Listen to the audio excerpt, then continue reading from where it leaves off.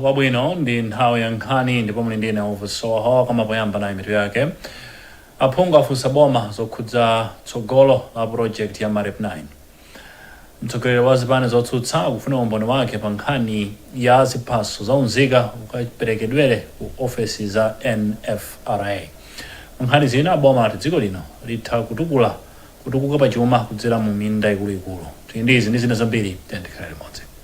Kwa dera la pakati mboma la Tcholo a Ben Phiri wapempha unduna ona za mphamvu ya magetsi kuti ufulumizitse ntchito yoyika magetsi m'misika ya kumidzi, ntchitoyi isanakumane ndi mavuto omwe angathe kuyilepheretsa.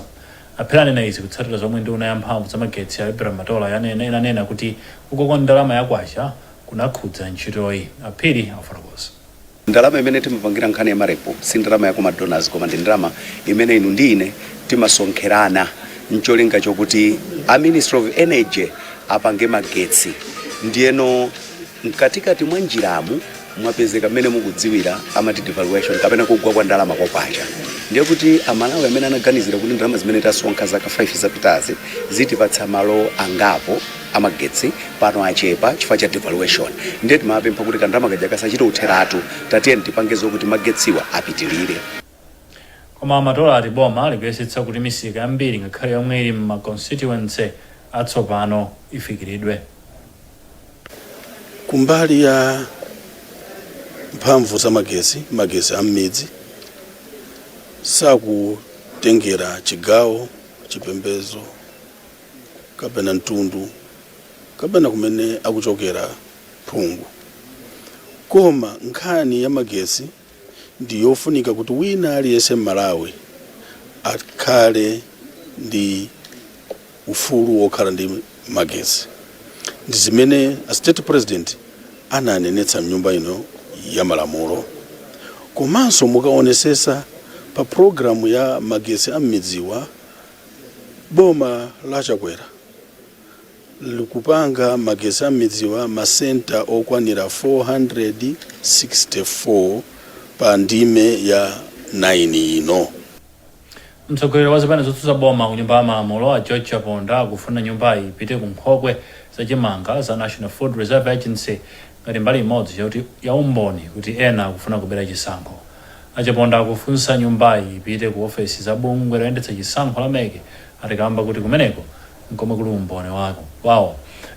Nyumbayi inapereka masiku awiri kwa Achaponda kuti apereke umboni pa zomwe ananena kuti National Registration Bureau ikusindikiza ziphaso mwachinyengo pofuna kubera chisankho chaka cha Mmawa. Iwo anayankhula ndi Nkhani wathu Catherine Maulidi. Dani nakuti apite ku NFRA chifukwa kumene kuna tinapeza zinthu zonse. Kumene kundi tinaona ife makadi ali ponse zonse zimene mwakhala mkuyang'ana hapa social media. Ndiye zinali zokuti akunonso apite akaone zimene zokuti izi zinthu zache ndiye izi. Sikoyamba zimene zimachitika makoti timaona kuti amapita pamalo pamene pachitika zinthu ukaona. Choncho iwa wasamango khala choncho. I've retired kumanena zinthu koma tizipita pa ground nikuona zimene zikuchitika. Ndalembera kalata ndana kuti kwa ine evidence yanga tipite kumene chifukwa singanyamule nyumba ya ku NFRA ni nyamule singate kunyamula nyumba kubwera kuno kapena nikana khala mulungutu ndiye kuti ndikanatha kutichoka uko ibwere pano koma mmene zilili ndiye kunena kuti tipite kumene kucha. Mabungwe ogwira ntchito zotukula maphunziro am'mera mpoyamba ati ophunzira ambiri kuphunzirabe mu zisakasa. Iwo ati zizikuchititsa kuti maphunziro azivuta makamnyengo ya mvula. Limodzi mwa mabungwe awa ndi layamba Malawi ndipo ladandaula za izi pamwambo otsegulira sukulu ya mmera mpoyamba ya Kapandajuwa kuikwendeni boma la Mzimba. Patience Lunda ali nkhani yonse. Sukulu iyi yamangidwa ndi Banki ya National mothandizidwa ndi bungwe layamba Malawi. Mmawa ake mkulu wona za ntchito ku bungwe layamba Malawi Akaro Kulemeka anati vuto lindi lalikulu ndipo nchifukwa chake mabungwe akuyenera kulowererapo pomanga sukulu za mmera mpoyamba zamakono maka madera am'midzi. Vuto lindi lalikulu kwambiri ana ambiri akuphunzirabe malo ngati amene osakhala bwino zikumavuta kwambiri safety yawo ya ana. Then kufunika kuti mabungwe akuluakulu ka corporate world mabanki komanso madonors ambiri alowererepo ndithu kuti timange ma CBCC malo ophunzirira oyenerera anawo. Kumbali yake mmodzi mwa akuluakulu ku banki ya National a William Kaunda anati agwiritsa ntchito ndalama zokwana 178 million kumanga sukulu za milamboyamba zinayi ku chigawo cha kumpoto pakati ndi kumwera ngati njira imodzi yofuna kuti ophunzira milamboyamba akhale ndi malo abwino ophunzirira. Ana ang'ono mutati muwaone mukapasa chidole amaphwasula ndi mpofuna kuwaphunzitsa kuti akachiphwasula ataniso achimanga ndiye tatiye samango waphunzitsa kuimba ndi kuloweza zinthu koma tiaphunzitsenso kuti azitha kugwisa ntchito school drive azitha kuyasa moto kupanga china chake ndithu chofunikira choti akakhala pawokha akaona china chake chamasuka pa nyumba akakulako pang'ono atha kukonza. Ndipo mmodzi mwa ogwira ntchito ku ofesi yona za chisamaliro cha anthu kumpoto kwa boma la Mzimba agudwe Kalimanjira anavomereza za vuto la kusowa kwa zipinda zophunzirira msukulu za milamboyamba ponena kuti boma limadalira mabungwe kuti athandize kumanga. Banki ya National ndi bungwe la Yamba amanga sukulu zitatu za milamboyamba ku Mangochi ndi ku Lilongwe.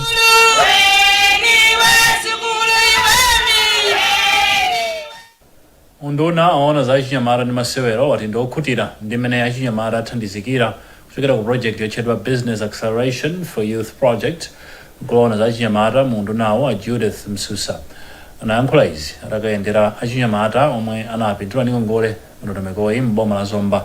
Thomas Kajere afotokoza.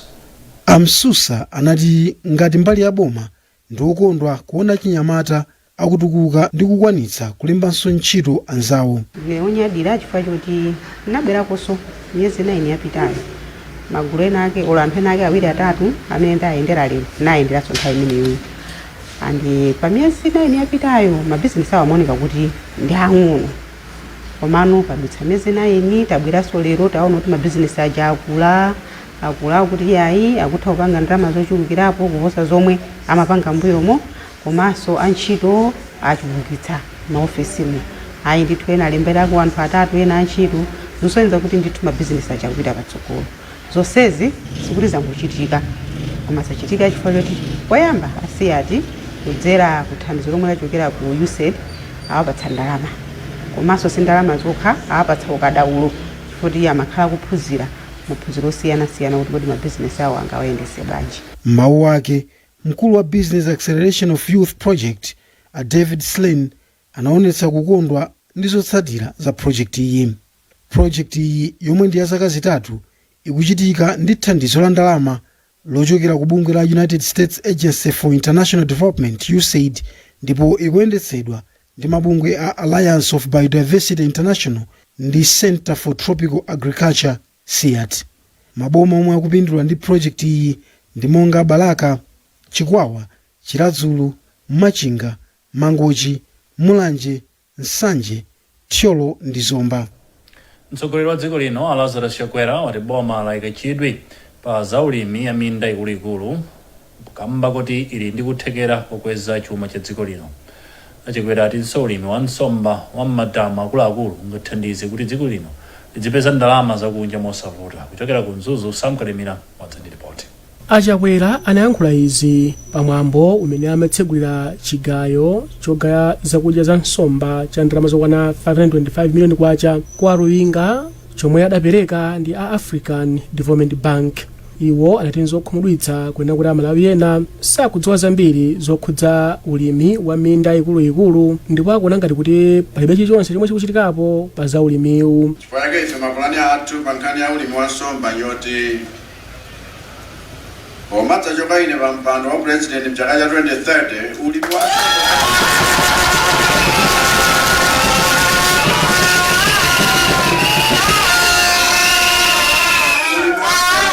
udzakhale ukutulutsa nsomba zokwana 100,000 metric tons. Mawu ake wachiwiri kwa mtsogoleri wa dziko lino a Michael Usi omwenso ndi nduna ya zachilengedwe ndi kusintha kwa nyengo anati boma la Chakwera limaonetsetsa kunena kuti chitukuko chomwe akuchita chizikhala chofunikira kwa Malawi komanso zinthu zolimba. Iwo anena kuti kuchita zinthu mwachidule kunaononga dziko la Malawi ndipo zotsatira zake kunena kuti Malawi ambiri amandira zinthu zomwe zosalimba. Dziko lino lero likuvutika kukonza misewu ina ndi ina mpaka na lero tukanikabe kukonza chifukwa yachulukisa. Munati mufunse chilengere dziko lino Mulungu misewu sinakonzedwe mumva kuti inakonzedwapo koma lero tikukayikonzanso why quality. Atamaliza kutsegulira chigayochi achakwera anakhazikitsa ntchito yomanga nyumba ya makono yophunziramo luso losiyanasiyana kusuka njenjede ya mzuzu. Nyumbayi yomwe idzakhala ndi malo ophunziramo ophunzira pafupi 400 komanso zipinda zophunziramo za ukadaulo woyeza zinthu akuti ayimanga mwa makono. Chitukukochi chomwe nchandalama zokwana 7 biliyoni kwacha chikuyenera kudzatha m'miyezi 13. As a minister, so help me God, so help me God. Chakumadzulo achakwera anali nawo pamwambo olumbiritsa a Vitumiko Mumba omwe pano awasankha kukhala nduna za ntchito kulowa m'malo mwa Agnes Nyalonje. Achakwera analangiza Mumba kunena kuti atumikira Malawi modzipereka chifukwa choti Amalawi ambiri akudikira zambiri kuchoka ku boma. Atawalumbiritsa Amumba anati adzaonetsetsa kunena kuti akuphunzira zambiri mwa anthu pomwe akutumikira ku ndunawo. Maulino ngati amene wawa chita kutumikira anthu ndiye malangizo abwino kwambiri iwaja ndi akuluakulu akampa choncho ankhoza kwambiri ndiye ndamva ndipo ineyo ndipanga zothekera kuti ndikwanise zimenezo. Amumba adayamba ndale mchaka cha 2021 ndipo adawasankha kukhala nduna pa 11 Disembala chaka chino.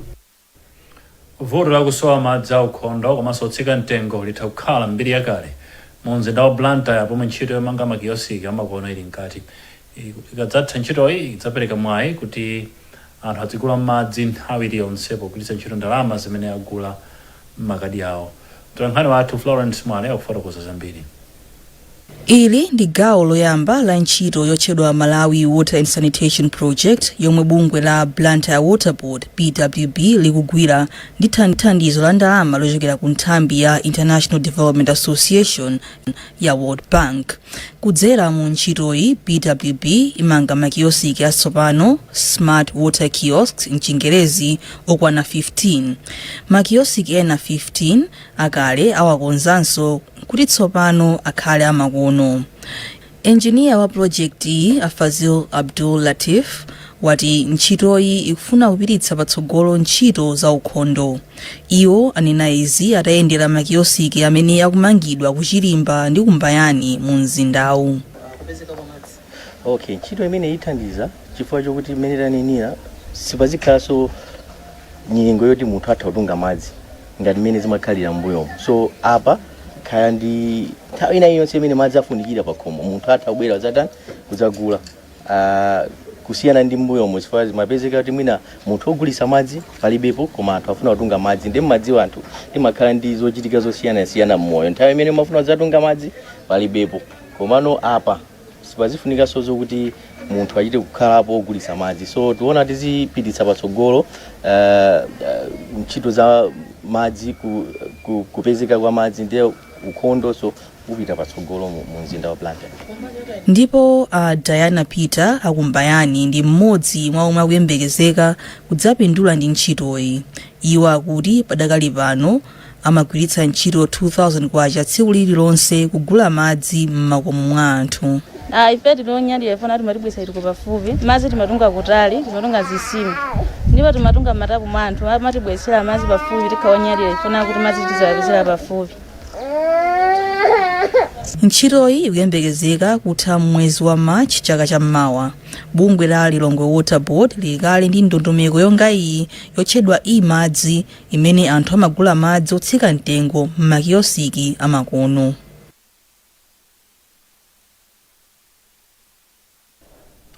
Mukuonera nkhani kuchokera kuno ku Mmawa Times tibweranso ukatha uthenga uwu. As a child growing up, I always remember starting each day with the trusted sweetness of Ilovo sugar. The beautiful smell of Zitumboa and sweet tea brought a big smile on my father's face. Mother was always there, smiling while we enjoyed our breakfast. At every family gathering, everyone was happy when Mother brought out her secret weapon, the Ilovo sugar pack. Because we all knew that the mandasi, zigumoyoyo, toba, and many other delicious foods she prepared would create lasting memories. Now that I'm grown, these stories I don't only tell my family and friends, but I let them experience it for themselves every time they have a taste of food prepared with Ilovo sugar. Ilovo sugar, the trusted brand from generation to generation. Ilovo sugar. Take it, mpamvu. Everyone knows foods with protein are good for us. A wonderful meal for the family. A little bit of onions, a little tomato. Mix it up and it's ready to eat. Top soy, we're healthy life. All you need is top soy. With the top taste, brighten your day with top soy, top soy, top soy. Top Soy Soya Pieces is a world-class Malawian top relish made with top quality, top taste, and top value, and is perfect when served with rice, sima, spaghetti, and so much more. Buy yours today in all wholesalers and retail shops across the country. Top soy, truly a top relish. Welcome to Premier Beta. You have tried the race, now play the base. Win big with Navigator. Watch your payout soar higher and higher, but cash out before your winnings fly away. Join the fun now at Premier Beta. Beta with the best.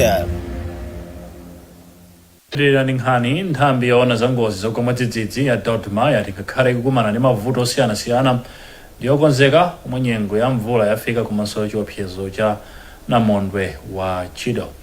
Kwa nthambi ya Charles Kalimba wayankhula izi pomwe bungwe la Care International limawapatsa galimoto zitatu za ndalama zokwana $90,000.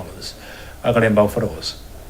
Chaka chilichonse tikamayandikira nthawi zimene zizi timakhala basi ndi kupanga plani imene timayang'ana ngozi zosiyana-siyana kuti kodi kutati kwapanga mafloods tipange chani, nanga kutati kwabwera earthquake tipange chani, nanga kwabwera ng'amba tipange chani. So maplani amene aja timapanga chaka chilichonse kuyang'ana ndi mmene tafotokozeredwa kuti season imeneyo ikhala bwanji, ndiye maplani ameneyo tinapanga. Ndiye tikapanga maplani amene aja amatithandiza kuti tikaone kuti kodi chimene chidzafunike ndi chani, chimene chilipo ndi chani, chimene tikuyeneka kusakasakabe ndi chani.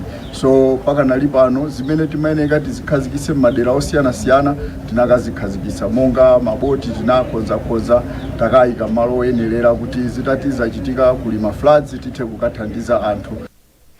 Apamera kuwali ndi mkulu wa Care International mdziko muno. Mu project imene iyi panali zosiyana-siyana zimene timapanga za nkhani ya food security, timapanga nkhani za kuthandiza kuthekera kwa amayi ndi achinyamata kuti akhoza kudziyimira pawokha, wapasa upangiri kuti akhoza kumapanga mabizinesi osiyana-siyana, koma tinagwiraponso ntchito za nutrition. Koma china chachikulu chimene timapanga ndikuonesesa kuti mabungwe amene amakhala kalikiliki kuthandiza Malawi kukonzekera za ngozi zogwa mwadzidzidzi, komanso kuwalimbikitsa kuti ngozi zikachitika Amalawi uyiwa akhoza kudziyimira pawokha, akhale ndi upangiri oti ntchito imene yakhoza kuigwira. Ndiye mu ntchito imene iyi Dodoma inali yofunika kwambiri. Monga mukudziwa ngozi zikachitika a Dodoma amayenera kuthamanga kugwira ntchito ndi maboma ang'onoang'ono. Makomiti oyang'anira sukulu za primary ati ndikofunika kwambiri kupititsa patsogolo dziko muno. Nthumwi kubungwe la Japan International Cooperation Agency JICA apa Charles Yambo ndomwe anena izi kwa mphongo kumzimba. Kuchokera kumeneko nayu Blessings Kondwe. Azigambo ati maphunzirowa athandiza kuti makomiti oyang'anira sukulu ku zoni ya mphongo athe kugwiritsa ntchito bwino ndalama zomwe makolo amasonkha. Iwo ati project yawo ikuperekanso upangiri othana ndi mchitidwe osiyira sukulu pa njira.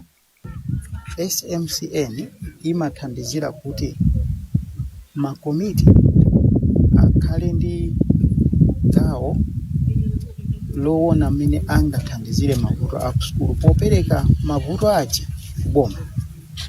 Chinthu chimene chili chovuta pa komiti ya pa sukulu kuti ingopita yokha straight kuboma kanena mavuto, koma azigawana mavuto aja. Mlangizi wa maphunziro wa zoni ya mphongo a Benson Tembo wati mbuyomu makomitiwa analibe upangiri otere.